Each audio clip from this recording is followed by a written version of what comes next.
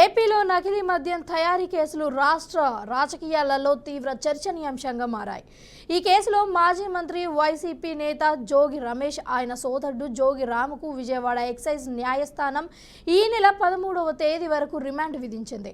ఆదివారం ఉదయం ఎన్టీఆర్ జిల్లా ఇబ్రహీంపట్నంలో జోగి రమేష్ను అరెస్టు చేసిన స్పెషల్ ఇన్వెస్టిగేషన్ టీం అధికారులు ఆయనతో పాటు రామును కూడా విచారించారు.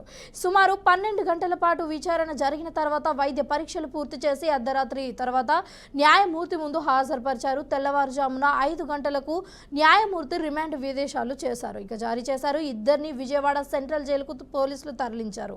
ఇక్కడి నుంచి నెల్లూరు సెంట్రల్ జైలుకు తరలించారు. ఇక ఇదే అంశంపై మా ప్రతినిధి సువర్ణబాబు పూర్తి సమాచారాన్ని అందిస్తారు. సువర్ణబాబు, చెప్పండి. Okay, right Ramya. A1 నిందితుడైన అద్దేపల్లి జనార్దన్ చెప్పిన సమాచారం ప్రకారం నిన్న ఉదయం తెల్లవారుజామున 5 గంటలకు జోగి రమేష్ నివాసానికి చేరుకున్నారు. అంటే తెల్లవారుజామున జోగి రమేష్ ఇంటికి చేరుకొని వాళ్ళ ఇంటి దగ్గర నుంచి ఎక్సైజ్ ఆఫీస్ దగ్గరికి తీసుకొని వచ్చి తరలించారనమాట. తరలించి సుమారుగా 11 నుంచి 12 గంటల సేపు విచారణ జరిపారు. విచారణ అనంతరము రాత్రి 9:30-10 గంటలు ఆ సమయంలో వైద్య చికిత్స నిమిత్తం ప్రభుత్వ ఆసుపత్రికి తరలించారు. ఆసుపత్రిలో అన్ని చికిత్సలు పూర్తి అయిన తర్వాత జోగి రమేష్ ను, జోగి రామును, A18 A1 Addepalli Janardhan Reddy, A18 Jogi Ramesh, A19 అతని సోదరుడు అయిన జోగి రామును ఇద్దరిని కలిపి వైద్య చికిత్సల నిమిత్తం పూర్తి అయిన ప్రభుత్వ ఆసుపత్రిలో విజయవాడ ప్రభుత్వ ఆసుపత్రిలో పూర్తి అయిన తర్వాత న్యాయమూర్తి న్యాయస్థానం దగ్గరికి తీసుకొని తరలించి న్యాయమూర్తి ఎదుట నిలిపించారు. వారు ప్రభుత్వం తరపు నుంచి న్యాయమూర్తి మరియు జోగి రమేష్ వైపు నుంచి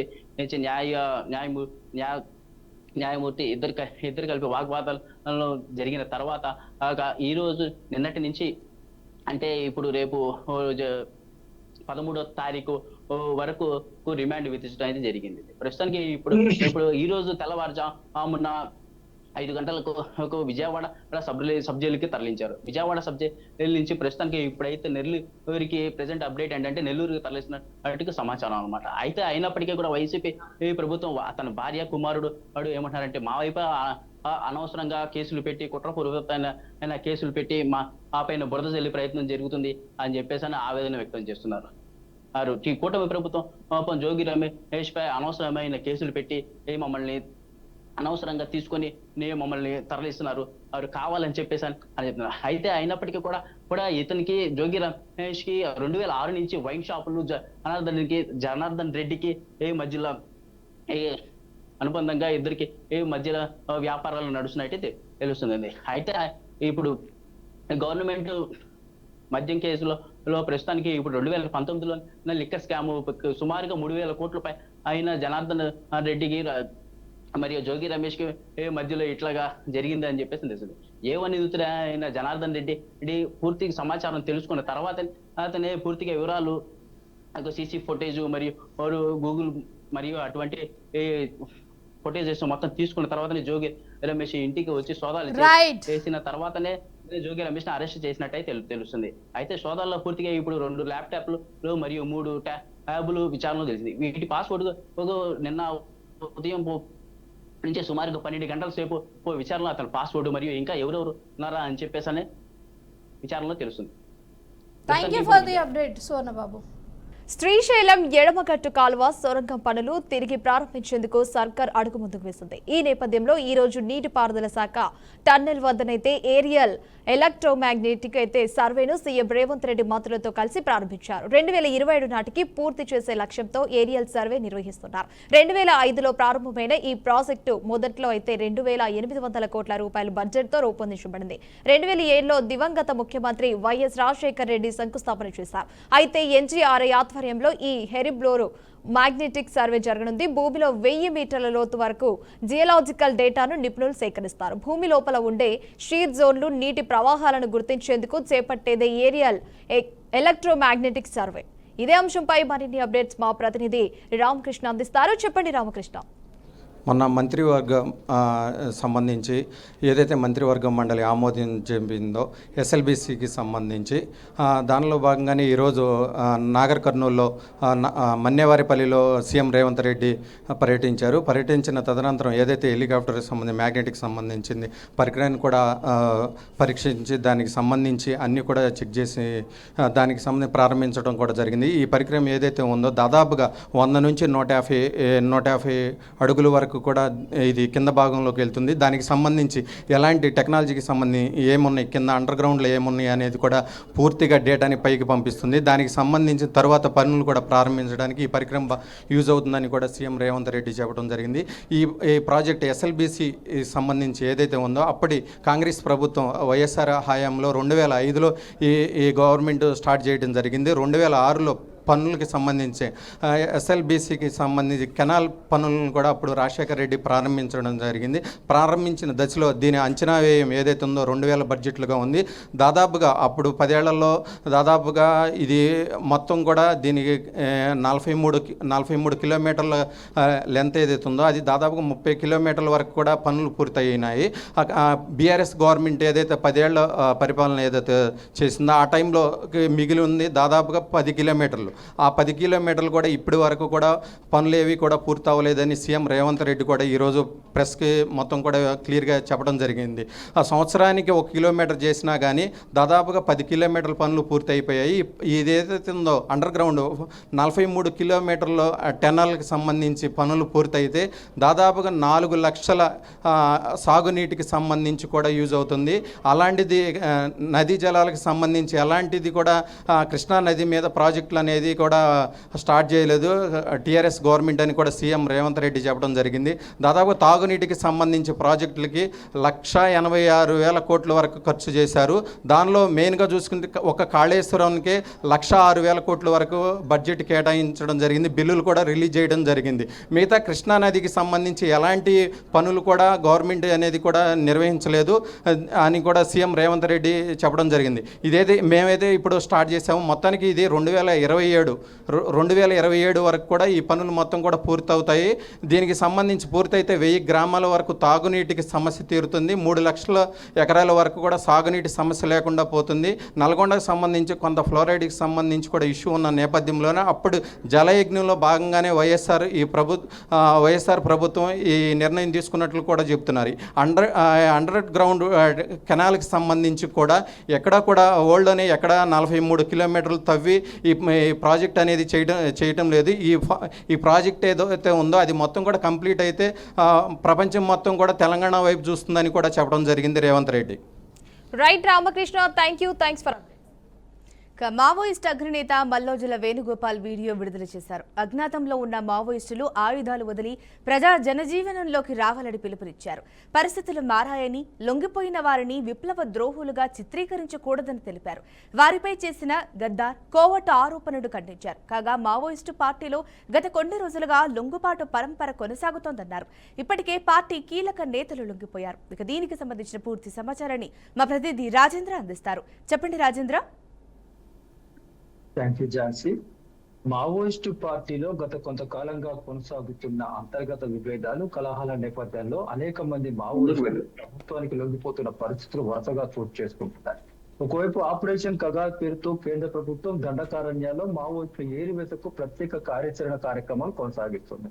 ఈ నేపథ్యంలోనే ఆత్మరక్షణతో పాటు ప్రాణాలు కాపాడుకోవాలనే ఒక నిర్ణయంతో కేంద్ర కమిటీ చెందిన కొందరు నేతల సారథ్యంలో అనేక మంది మావోయిస్టులు ఛత్తీస్గఢ్, మహారాష్ట్ర, జార్ఖండ్, ఒడిశా ప్రభుత్వాల పోలీసు ఉన్నతాధికారులు ఎదుట, అక్కడ ముఖ్యమంత్రి ఎదుట లొంగిపోయారు. అయితే తాజాగా మాత్రం కేంద్ర కమిటీ మాజీ సభ్యుడైనటువంటి సీనియర్ నేత Mallojula Venugopal alias Abhay alias Sonu alias Bhupathi 5 నిమిషాల నిడివిగల వీడియోను విడుదల చేశారు. ప్రధానంగా అందులో అజ్ఞాతంలో ఇంకా కొనసాగుతున్న మావోయిస్టులకు పలు సూచనలు చేశారు. ప్రస్తుతం మనం బ్రతికి ఉంటే ఉద్యమాన్ని ఎలాగైనా కొనసాగించుకోవచ్చని, ప్రస్తుతం ప్రాణాలు కాపాడుకోవాల్సిన అవసరం, పరిస్థితులు ఎంతైనా ఉన్నాయని కూడా వేణుగోపాల్ తన వీడియోలో ప్రస్తావించారు. ఇప్పటికే పార్టీ తీసుకున్న నిర్ణయాల పట్ల కూడా ఆయన ఆక్షేపణ వ్యక్తం చేశారు. లొంగిపోయిన వారిని పార్టీ విప్లవ ద్రోహులుగా, కోవట్లుగా చిత్రీకరిస్తూ దుష్ప్రచారం చేస్తున్నారని మల్లోజుల ఆవేదన వ్యక్తం చేసిన పరిస్థితి కనపడతా ఉంది. ఈ వీడియోలో తన మొబైల్ నెంబర్లు కూడా యాడ్ చేశారు. ఎక్కడైనా ఘనకారణ్యంలో ఉన్న మావోయిస్టులు లొంగిపోయాలనుకుంటే తను నేరుగా సంప్రదించవచ్చని తన ద్వారా ప్రభుత్వానికి లొంగిపోవచ్చని ఆయుధాలతో సహా లొంగిపోవాలని కూడా మల్లొల్లుల వేణుగోపాల్ పిలిపించారు. ఇటీవల కాలంలో కేంద్ర కమిటీ మరో మాజీ సభ్యుడైన ఆశన్న కూడా తను 208 మందితో ఛత్తీస్గఢ్ పోలీసులు ఎదుట లొంగిపోయారు. ఆయన కూడా ఒక వీడియోని ఇటీవలనే విడుదల చేశారు. అజ్ఞాతంలో ఉన్న మావోయిస్టులు ఆయుధాలతో సహా స్వచ్ఛందంగా లొంగిపోవాలని కూడా పిలుపునివ్వడం జరిగింది. అయితే ఇటు మహారాష్ట్రలో లొంగిపోయిన మల్లొల్లుల వేణుగోపాల్, ఇటు ఛత్తీస్గఢ్ లో లొంగిపోయిన ఆశ అన్న వీరిద్దరు కూడా కేంద్ర కమిటీ మాజీ సభ్యులు. వీరాధ్వర్యంలో పెద్ద ఎత్తున మావోయిస్టులు ప్రభుత్వాల ఎదుట లొంగిపోయిన పరిస్థితి ఉంది. వీరి నాయకత్వంలోనే ఇంకా దండకారంలో ఉన్న మావోయిస్టులతో కూడా లొంగిపోవాలని పిలుపునిస్తూ వీడియోలు ఆడియోలు రిలీజ్ అవుతున్న నేపథ్యంలో మావోయిస్టు పార్టీలో కలకలం నెలకొందని చెప్పవచ్చు. మరోవైపు మావోయిస్టు పార్టీ ఉద్యమాన్ని ముందుకు తీసుకెళ్లేందుకు ఆ పార్టీ కేంద్ర కమిటీ ప్రస్తుతం ఉన్న నాయకులు ఆ ప్రయత్నాలు చేస్తున్న నేపథ్యంలో లొంగిపోయిన నేతల సారథ్యంలో అనేక మంది మావోయిస్టు లొంగుబాటు పట్టి కార్యక్రమాలు వరుసగా జరుగుతున్నందున మావోయిస్టు పార్టీ సంకట పరిస్థితులను ఎదుర్కొంటుందని కూడా చెప్పవచ్చు. ఆపరేషన్ ఖగాతో పాటు సరెండర్ పాలసీ విధానాన్ని ప్రస్తుతం కేంద్ర ప్రభుత్వం కొనసాగిస్తుంది. సరెండర్ పాలసీ విధానంలో భాగంగానే అటు మహారాష్ట్ర, ఇటు ఛత్తీస్గఢ్, జార్ఖండ్, ఒడిస్సా, తెలంగాణ రాష్ట్రాలకు సంబంధించిన ప్రాంతాల్లో మావోయిస్టులు ఇప్పటికే దాదాపుగా 600 మందికి పైగా ఆ ప్రభుత్వం లొంగిపోయారు. అదంతా కూడా ఆయుధాలు సహా లొంగిపోయి మావోయిస్టు పార్టీ ఉద్యమ చరిత్రలోనే ఒక సంచలనంగా నిలిచారు. ప్రస్తుతం మాత్రం మల్లొల్లుల వేణుగోపాల్ విడుదల చేసిన ఆ వీడియో మాత్రం ఆ మావోయిస్టు పార్టీలో కలకలం నెలకొందని చెప్పవచ్చు. ఈ వీడియో కింది దండకారంలో మావోయిస్టులు ఎంతో చేరినట్టయితే అనేక మంది మావోయిస్టులు ఇంకా జనజీవన సంవత్సరం కలిసే అవకాశం ఉంటుంది. Jhansi. Right, thank you Rajendra. ఇక ఐసీసీ మహిళల వన్డే వరల్డ్ కప్ ఫైనల్స్లో గెలిచిన భారత మహిళల జట్టు చరిత్ర సృష్టించింది. దక్షిణాఫ్రికాపై 52 పరుగుల తేడాతో ఘన విజయం సాధించింది. భారత ఉమెన్స్ క్రికెట్ చరిత్రలో తొలిసారిగా ప్రపంచ కప్ను కైవసం చేసుకుంది. ఈ విజయంతో దేశవ్యాప్తంగా ఆనంద సంబరాలు అంబరాన్ని అంటాయి. అయితే మ్యాచ్ గెలుపుతో ఓ మారుమూల ప్రాంతం నుంచి వచ్చిన యువతి కీలకంగా మారింది. ఏపీలోని కడప జిల్లాకు చెందిన యువ left arm spinner Nallapureddy Shree Charani చరిత్ర సృష్టించింది. ఇక మారుమూల పల్లెటూరు నుంచి వచ్చి ఐసీసీ మహిళల క్రికెట్ ప్రపంచ కప్ 2025లో భారత విజేతగా నిలవడంతో కీలక పాత్ర పోషించి దేశానికే గర్వకారణంగా మారింది. ఇక ఇదే అంశానికి సంబంధించి మా ప్రతినిధి కృష్ణ పూర్తి సమాచారాన్ని అందిస్తారు. కృష్ణ, చెప్పండి. థ్యాంక్ యూ రంగ్య. ఏదైతే నిన్నటి దినాన ఏదైతే జరిగినటువంటి వరల్డ్ కప్ సంబంధించి ఆస్ట్రేలియా, భారత్ అయితే తలపడం జరిగింది. ఈ నేపథ్యంలో చూస్తే కడప జిల్లాకు చెందిన శ్రీచరణి ఏదైతే స్పిన్ బౌలర్ ఏదైతే ఒక వికెట్ తీసేసి ఒక దేశాన్ని చాటే విధంగా అయితే పూర్తిసార్లు అయితే క్రికెట్ కూడా ఆడడం జరిగింది. ఈ నేపథ్యంలో చూస్తే పూర్తిసార్లు అయితే ఏదైతే కడప జిల్లా రాయలసీమ రత్నం లాంటి కడప జిల్లా చెందిన శ్రీచరణి పూర్తిసార్లు అయితే నిన్నటి దిన జరిగినటువంటి వరల్డ్ కప్ లో ఏదైతే పూర్తిసార్లు అయితే ఆమె క్రికెట్ ఆడడం అదే విధంగా ఆశ్చర్యకరానికి అయితే గురి చేసిందని అనుకోవచ్చు. మొత్తానికి చూస్తే ఏదేమైనప్పుడు కూడా పూర్తిసార్లు అయితే వరల్డ్ కప్ సంబంధించి ఆస్ట్రేలియా, భారత్ సంబంధించి కూడా దాదాపు 52 పరుగుల తేడాతో విజయకేతను కూడా ఎగరేసిన కూడా తెలుస్తుంది. అయితే భారత్ పూర్తిసార్లు అయితే కీలకంగా వ్యవహరించారు. అదేవిధంగా పూర్తిసార్లు అయితే వరల్డ్ కప్ కూడా చేదిక్కించుకున్న పరిస్థితి అయితే మనం చూసాం. అయితే మొత్తానికి ఏదేమైనప్పుడు కూడా అటు ఐసీసీ సంబంధించి కావచ్చు, అదేవిధంగా రాష్ట్ర ప్రభుత్వం తరపు నుంచి కూడా ఆమెకి కృతజ్ఞత అభినందనలు తెలిపారు. అదేవిధంగా ప్రధానంగా చూస్తే మంత్రి నారా లోకేష్ కూడా ట్విట్టర్ ద్వారా అయితే పూర్తిసార్లు అయితే శ్రీచరణి కూడా అభినందించే పరిస్థితి మనం చూసాం. అయితే ఏది ఏమైనప్పుడు కూడా పూర్తిసార్లు అయితే నిన్నటి దినాన ఏదైతే వరల్డ్ కప్ ఫైనల్లో అయితే పూర్తిసార్లు అయితే భారత్ జట్టు అయితే మహిళా జట్టు అయితే పూర్తిసార్లు అయితే షమిమి కావచ్చు, అదేవిధంగా పూర్తిసార్లు అయితే అందరూ కూడా సూపర్ గా ఆడారని కూడా మనకు తెలిసింది. అయితే మొత్తానికి ఏది ఏమైనప్పుడు కూడా పూర్తిసార్లు అయితే నిన్నటి దినాన జరిగినటువంటి ఏదైతే క్రికెట్ ఐసీసీ సంబంధించి ఏదైతే వరల్డ్ కప్ కు సంబంధించి ఆడారో అయితే పూర్తిసార్లు అయితే ఆస్ట్రేలియా పైన కూడా 52 పరుగులతో అయితే పూర్తిగా అయితే ఆడడం జరిగింది. అదే విధంగా భారత జట్టు కూడా ప్రధాని నరేంద్ర మోడీ కావచ్చు, అదేవిధంగా ముఖ్యమంత్రి నారా చంద్రబాబు నాయుడు కావచ్చు, అయితే పూర్తిసార్లు అయితే ఈ జట్టు కూడా అభినందనలు కూడా తెలియజేయడం జరిగింది. అయితే ఈ నేపథ్యంలో చూస్తే కడప జిల్లాకి చెందినటువంటి ఎవరైతే శ్రీచరణి ఉన్నారో, శ్రీచరణి అండర్-14 నుంచి అండర్-16, అండర్-16 నుంచి అండర్-19 కి ఎంపిక అయ్యి ఈ రోజు తారస్థాయిలో ఏదైతే వరల్డ్ కప్ మ్యాచ్ లో ఆడడము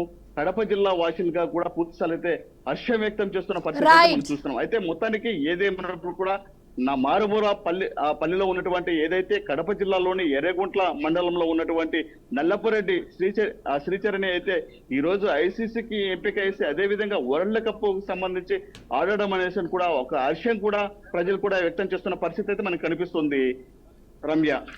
thank you for the update Krishna.